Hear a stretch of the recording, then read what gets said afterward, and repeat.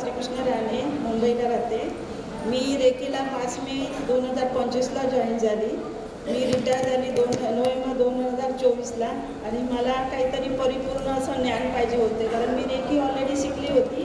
Recce, ब्रह्मविद्या, प्राणीगिरी असं second डिग्रीपर्यंत मी सगळ्या दोन करून ऑफिस करत होते. त्यामुळे 2 वृत्तीत मी भागवलेलं. मला जेवढं पाहिजे तेवढंच घेतलेलं. आणि मी 27 वर्ष वामनराव पै यांची शिष्य आहे आणि ते कार्य करते आहे अजून पण. त्यामुळे मला ऊर्जेबद्दल ज्ञान होतं आणि रेखीबद्दल तर खूपच ज्ञान होतं. आणि मला गुरुनी त्या माझा जो प्रॉब्लेम होता, मला डोळ्याचा प्रॉब्लेम होता, डोके दुखायचं माझं 98 तेव्हा मी त्या रेकीचा वापर केला आणि माझं जे डोकं दुखणं रेकीने पूर्ण बरं झालेलं आहे. आणि आपण जे चिंतन करतो त्याचे असे लेअर तयार होतात, ते मी अनुभवलेले तेव्हा. मग त्यामुळे मी रिटायर झाल्याच्यानंतर मी म्हटले आता पहिलं आपण रेकी शिकायची, म्हणून मी यूट्यूबमध्ये व्हिडिओ बघायला लागले. तर असे भरपूर होते व्हिडिओ, पण मॅडमचे जे कृतज्ञता एकदम भरून आहे ते मला खूप आवडलं. खूप आभारी आहे, खूप आभारी. आणि त्यामुळे इतकी मी मॅडमच्या प्रेमात पडले. 2-3 व्हिडिओ बघितले आणि लगेच मॅडमला फोन केला. आणि रेकी तेव्हा सुरू झालेली, तेव्हा मी जॉईन केलं. मॅडमने सांगितलं की जॉईन कर, म्हणून जॉईन केलं. आणि 3rd डिग्रीपर्यंत मी आले. 3rd डिग्रीनंतर मला भरपूर अनुभव आले. म्हणजे डोळ्याला माझं विजन लॉस झालेलं, एका डोळ्याचं राईट साईडचं. तर विजन माझं ते मला वस्तू पूर्ण दिसत नव्हते. म्हणजे असं एक डोळा माझा पूर्ण होता, छान होता, मला काहीच प्रॉब्लेम होता. आणि मी कधीच ऑफिसमध्ये कधीच सांगितलं नव्हतं की मला एका डोळ्याने दिसत नाही. मी माझं काम व्यवस्थित करत होते. कारण जसं आपण दुसऱ्याला फिडिंग करतो तसं आपल्याला प्रॉब्लेम अजून ते क्रिएट होतात, हे मला माहिती होतं. ऊर्जेबरोबर असल्यामुळे ते माहीत होते. आणि मी एकदम व्यवस्थित काम करत आहे. पण म्हटले आता जसं वय होतं तसं हा प्रॉब्लेम आपण सॉल्व करायचा, म्हणून मी रेकीमध्ये जॉईन झाली. आणि मला 3rd डिग्रीपर्यंत 80% म्हणजे डोळ्याचं विजन आलं, म्हणजे दिसायला लागलं ती वस्तू मला. आणि जेव्हा ग्रँड मास्टर झालं तेव्हा मला पूर्ण म्हणजे ती वस्तू मला दिसायला लागली. एवढं मला म्हणजे हा मोठा एक अनुभव माझ्यासाठी आला. आणि मी 3rd डिग्रीनंतर मग टॅरो रिडिंग केलं. टॅरो रिडिंगच्या नंतर मग ग्रँड मास्टर एंजल्स पूर्ण कंप्लीट झाले. ते म्हणजे ऑटोमॅटिक झालं. मी रिटायर होते तेव्हा माझ्या मनामध्ये काहीच नव्हतं, हे म्हणजे मी असं करेन हे करेन काहीच नव्हतं. आणि मग 2025 हे माझं कसं गेलं ते मला कळलं पण नाही. 6-7 महिने मॅडमबरोबर जोडून एकदम आनंदात गेले.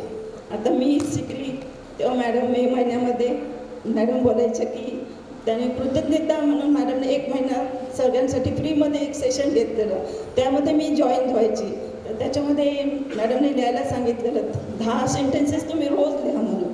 तर मी लिहायची की माझं कुटुंब ध्यानी कुटुंब व्हावं. आणि त्याचा परिणाम काय झाला ते माझे मिस्टर, मी त्यांना 27 वर्ष सांगत होते की माझ्याबरोबर चला म्हणजे एक कुटुंब जर अध्यात्म असले तर सर्व छान असतं, म्हणजे विचार छान असतात, कुटुंब सुखी होतं.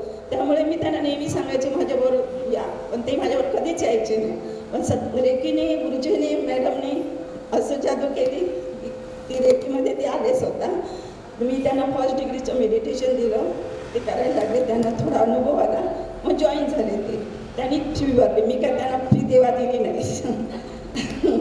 नंतर मी माझ्या भावाला पण सांगितलं की असं रक्षाबंधन झालेलं तेव्हा तू पण कर, त्याला झोपेचा प्रॉब्लेम होता. मग तो जॉईन झाला सांगितल्यावर. आणि तो आता माझे भाऊ आणि माझे मिस्टर 14व्या ग्रँड मास्टरला शिकत आहेत 2 जण.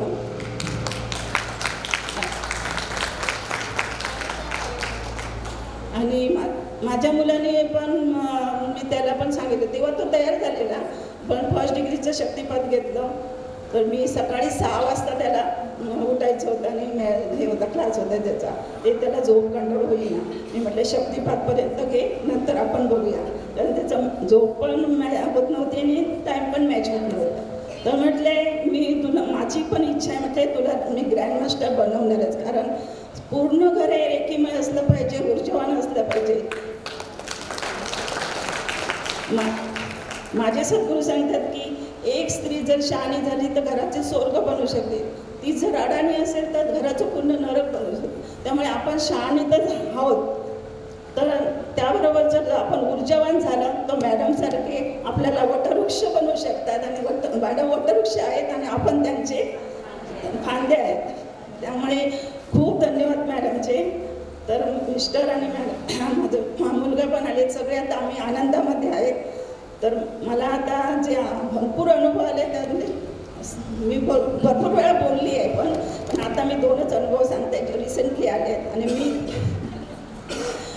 मॅडमला तो सांगितला नाही आहे आणि मला ते जाहीर करायचे आज. तर माझा मुला PhD HR झाले आहेत, तर त्याला जॉब मिळत नव्हता जास्त शिकला म्हणून. तर तो आणि त्याचा जॉब यायचे ते कमी पगाराचे यायचे, तो ॲक्सेप्ट करत नसायचा. त्यामुळे मी खूप टेन्शनमध्ये असायचे. मॅडमकडून टॅरोडिंग पण करून घेतलं, तर मॅडमने त्याला दिलेलं बेसलेटली आणि सांगितलेलं. तर त्याप्रमाणे तरी पण 6 महिने लागले. तर आता नोव्हेंबरमध्ये रिसेंटली त्याला कॉल आला. तर मी म्हटलं आपण आपलं एवढं ऊर्जावान झालं तर आपण आपल्या परीने बघायचं म्हणून. तर मी मॅडमला पण फोन केलं की ऊर्जा द्या म्हणून सांगितलं नाही. पण त्यात मॅडम आपण नाही सांगितलं पण मॅडमला सगळ्या गोष्टी कळतात हे मी अनुभवलं. की त्याचा नोव्हेंबर एंडला फ्रायडेला त्याला कॉल आलं आणि इंटरव्ह्यू 2 दिवस चाललेली. तर फ्रायडेला मॅडमने इच्छापूर्तीचं ध्यान सकाळी घेतलं आणि तो त्या दिवशी सिलेक्ट झाला. त्यांनी सांगितलं तुम्हाला मंडेपासून जॉईन आहे, 1 तारीखपासून जॉईन. आणि तो पण त्याला ऑफर लेटर हातामध्ये दिलं नव्हतं. मी म्हटलं अरे तू मेल कर त्यांना कर की मला ऑफर लेटर म्हणजे ते आम्ही जॉईन व्हायचं होतं. मग त्यांनी सांगितलं की तुम्ही सोमवारी आम्ही सांगतो बोलल्यावर मला अजून धस झालं. तर मी तर माझं चालूच होतं, पण मॅडमने रविवारी सकाळी परत इच्छापूर्तीचं ध्यान घेतलं.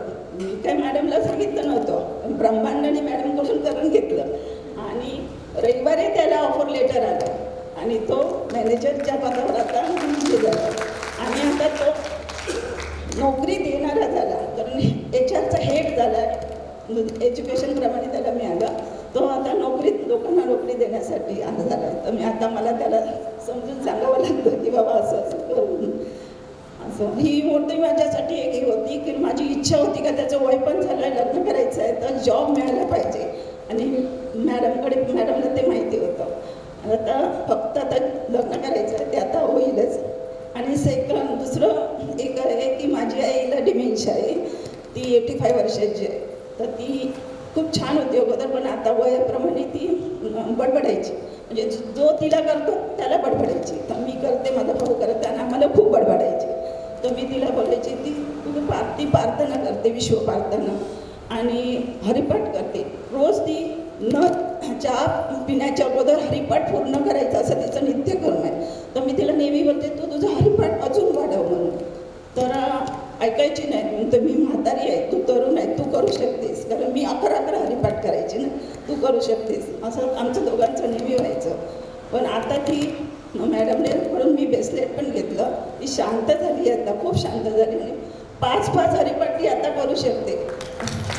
म्हणजे ती 85 वर्षाची आणि आता सतत हरिपाठामध्ये हरी एकदम ओतपोत भरलेलं आहे.